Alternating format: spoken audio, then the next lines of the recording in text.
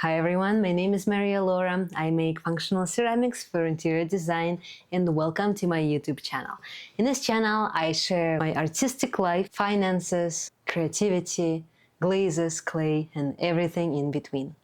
This video is something I wanted to film for quite a while, and I'm gonna talk about how to price your product. How to price your art, how to price your ceramics, your services, all of that. It doesn't matter what you price. You still, if you're self-employed, if you're an entrepreneur, you still have to decide how to choose the price. Are you selling a mug for $20 or are you selling a mug for $150? Is your art $300 per piece or is it $300,000 per piece? Where do those prices come from and how do you calculate your own pricing? Let's talk about that. Pricing in general is a combination of two different things. First of all, it's math and it's business strategy. It's something more analytical, something that you need to calculate, something that you need to analyze, adjust, and think about. So this is the first part that we're going to be talking about. And then the second part is more esoteric, more spiritual, more about inner work and perspective about the world. And that's the second part that's as important as the first part. In general, if it makes sense that pricing feels vulnerable, we have to give value to us, to our time, to our skills, to our emotions. And if we talk about art, that's even worse. We're putting the price on our creativity. By putting a specific price on, we tell the world, this is how much we're worth. And most of us are never taught how to do it. Neither the analytical, the math perspective, nor the more spiritual and esoteric perspective. But pricing is really important to make your practice sustainable, to make sure that you keep going, to make sure that you're selling your pieces, to make sure that you live your life in the way that you like so that you can create more, you can share with the world a lot more. So if you don't price your product properly and your business is not sustainable, you're just physically not able to share with this world. And you're physically not able to receive what the world is offering to you. So pricing is crucial for both your business, your art, your sustainability as a person, as an artist, as an entrepreneur. It's also about creating boundaries. It's about claiming the space. It's about opening yourself up to this world. It's about receiving and giving, being loved and loving. If your prices are not aligned with your capacity, with what you actually want to receive, with what you're ready to receive, with the value of your work, then you're quickly going to be drained because of this energy disbalance that is created between your prices and what you're actually worth, what you're ready to receive. And if there is a disbalance and you're giving out of scarcity, not out of abundance, then there is no question of why sometimes there's a burnout, why sometimes there's not enough creativity, not enough energy going on between you and the world. I think I started with a more esoteric part. I'll talk about it more, but let's start with the actual analytical part. I think it's a lot easier to talk about. I think it's a lot easier to point my finger on what exactly to do, on very specific steps. And the first step that I would for sure recommend is to perform market research. You need to understand the landscape. You need to understand how the field where you create works. You need to check your competitors and see what they do, how much they charge, how much experience they have.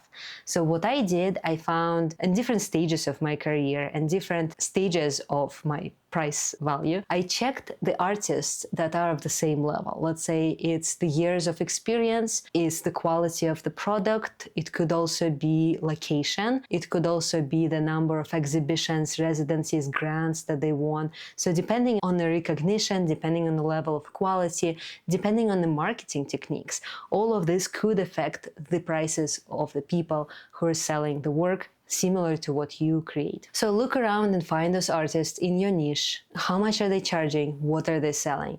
Why do you think they're charging that much? What exactly are they offering? Is it the beautiful packaging? Is it free shipping? Is it the size? Is it the specific technique? Is it just the name that's out there that costs so much money? Is it their ability to market themselves, to create an outreach, to find the clients? What exactly is it that makes up the price of this specific person's product and art? See where you stand in the market. The market is not only what's offered, it's also the perceived value. The perceived value is how much people are willing to pay for an object, willing to pay for a specific piece. So if it's a really tiny mug, it's very unlikely that a lot of people will be willing to pay $200 or $1,000. It's more likely that a lot of people see perceived value of a typical mug more as a $50 or $60, or maybe even less. I have not researched the market of mugs that much, so I am not aware of how much it actually is a perceived value, but my perceived value of a regular mug is between $45 and $65. If I see a very artistic mug with lots of details or lots of creativity, then the price increases and my perceived value increases as well. And so think about where you fall in that.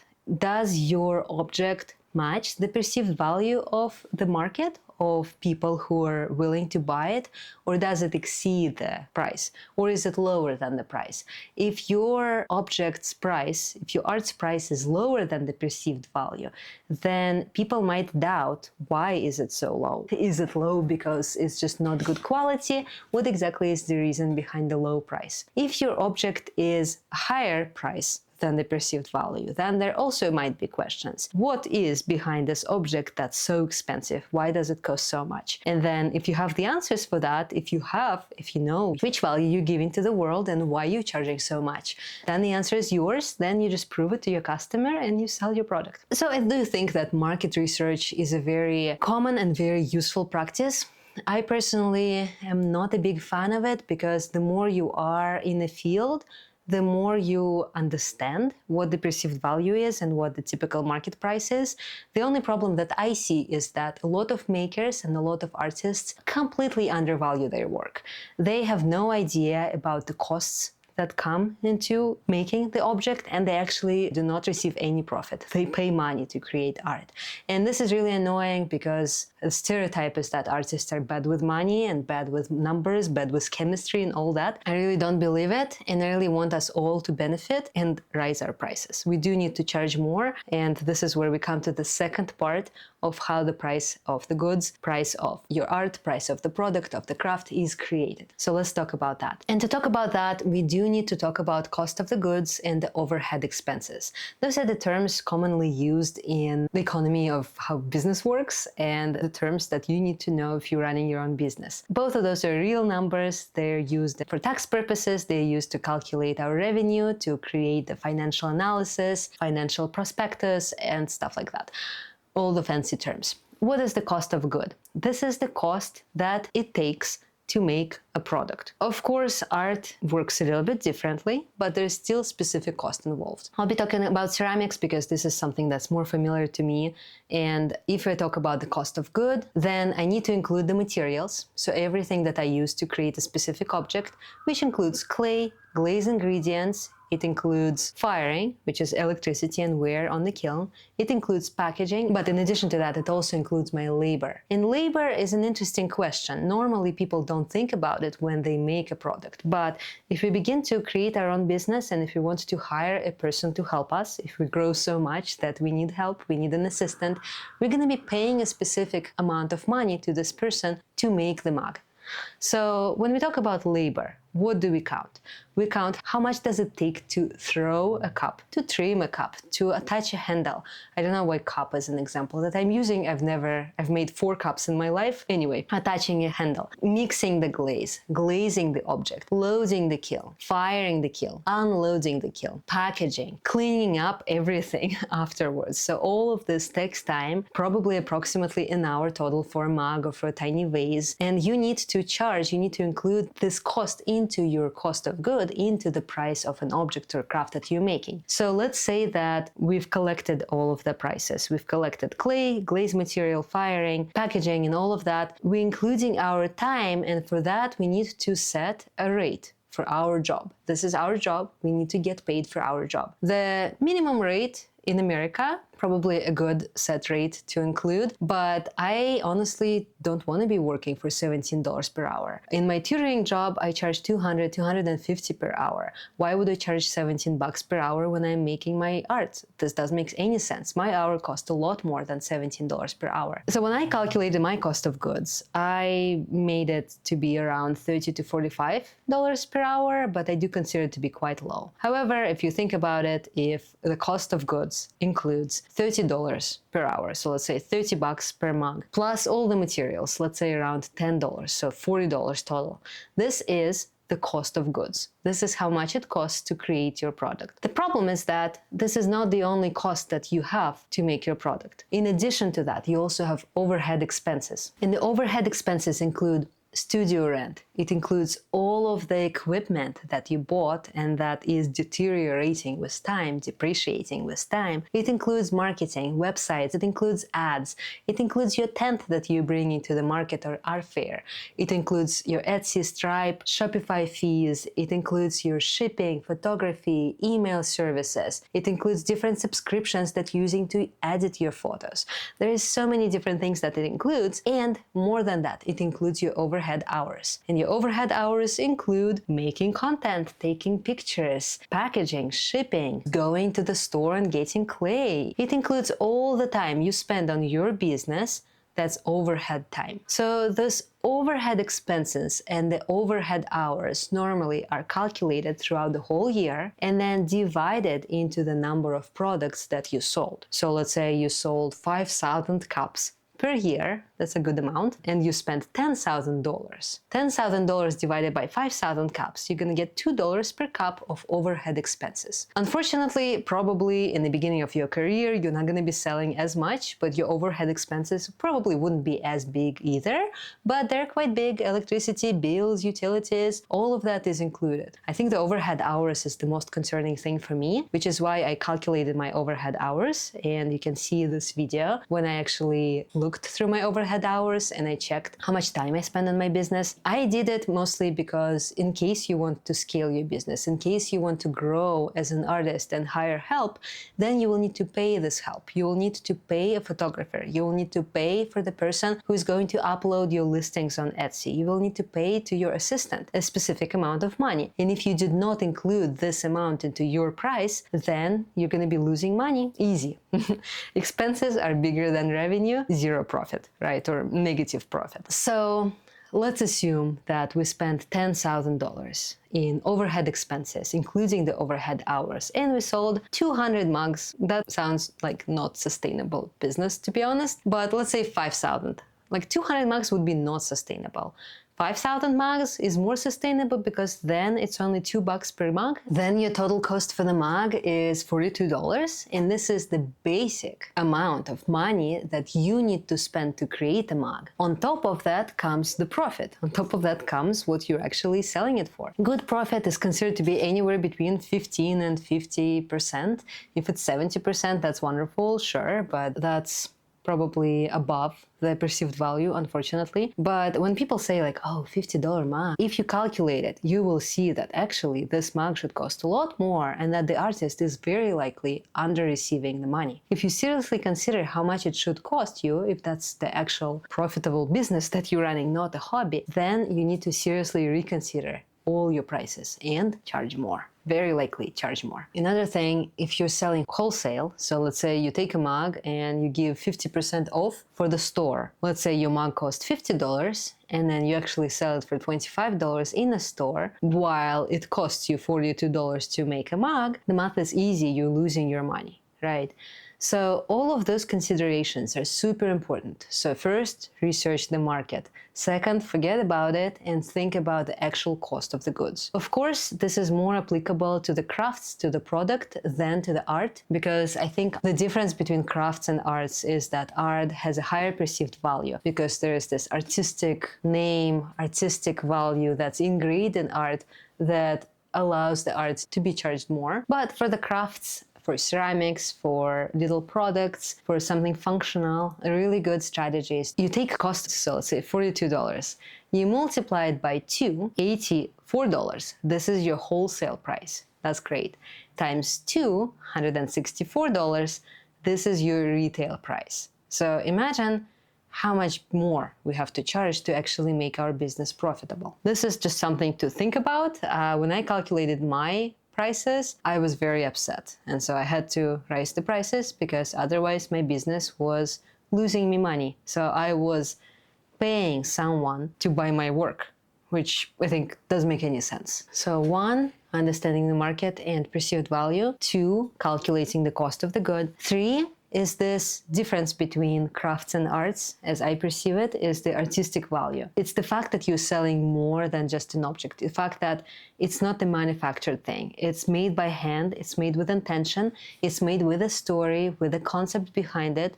It's very likely a mirror of you, a reflection of what you have in you. And all your experience, years of work, everything that you have been through is included into the piece of art that you're selling.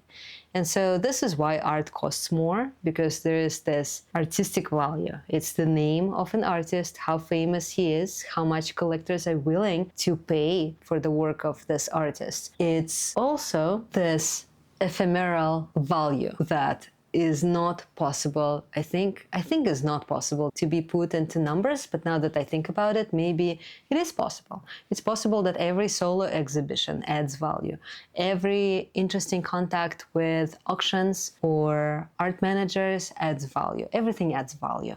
But this artistic value, I think, comes closer to the esoteric and spiritual part that we're going to be talking about now. So number 4 of how pricing works is your energetic capacity. The capacity to hold money, the capacity to perceive money. Of course, it might sound super new agey and everything, but it is true. Like, if you are charging more than what you're worth, what you think you're worth, then you're not feeling confident. You're probably feeling a little bit off. If you're charging less than what you think you're worth, it makes you angry. It makes you not want to work. It makes you want to quit. Makes you not respected. How much you're worth? That's a different question, and that's the question that's more philosophical, while every human being is worth infinite amount just for the fact that it's a human being, for the fact that we exist, for the fact that we're loved by the universe, for the fact that we're free to receive in the abundant universe, if your universe is abundant. I think you probably would feel the price, so you would feel comfortable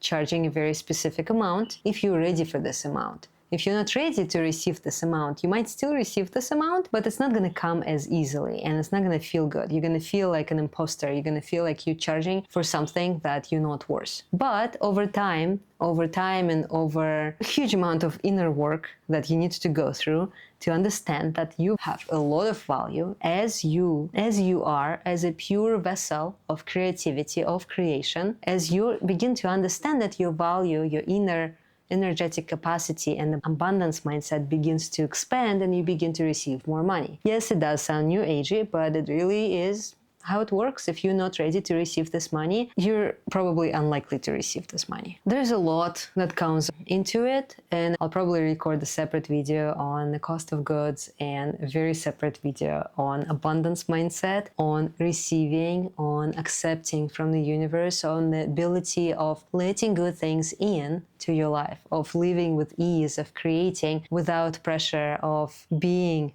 a creator. But it does require a whole separate video, unfortunately. I do believe that all the calculation is important, but that last part, the mindset part, is what will eventually determine your pricing. If you're ready to charge $100 per hour for your services, if you're ready to charge $5,000 for your piece of art, or $50,000 of your piece of art, at that point, your mastery and your level is probably matching the reality. There are, of course, cases where people charge enormous amount of money in hopes that they will manifest the wellness by just charging amounts of money, but they will quickly discover that it's not how it works, and that indeed they're not ready to receive the money.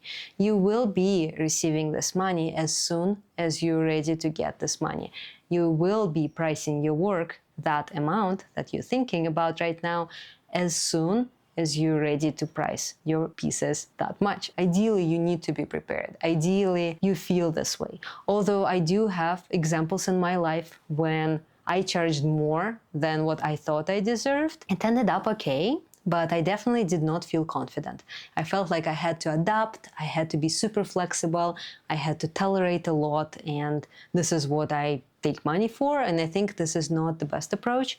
I think a good approach is when you're genuinely ready to charge that amount of money, but big amounts of money require bigger energetic capacity. It requires you to be ready for this. It requires you to be open to the universe, which sometimes means a lot of work and sometimes means just relaxing and letting yourself be and letting yourself create just as you are and accepting that as the best and perfect art piece of all times. I think that's all I wanted to say for this video. I think I'll probably have more thoughts later and I'll record another one, but this is how I price my work and this is how I live my life. I do have an analytical part of my mind that calculates things, that sets up the value, and then I have a spiritual part of me, my soul, that is on a journey, that has a vision, that knows how much I'm worth, and that always grows. And therefore, my pricing also always grows. So thank you so much for watching. Stay tuned. Subscribe, follow, like, share, and I'll see you in the next video. Let's be honest, it's not easy for anyone.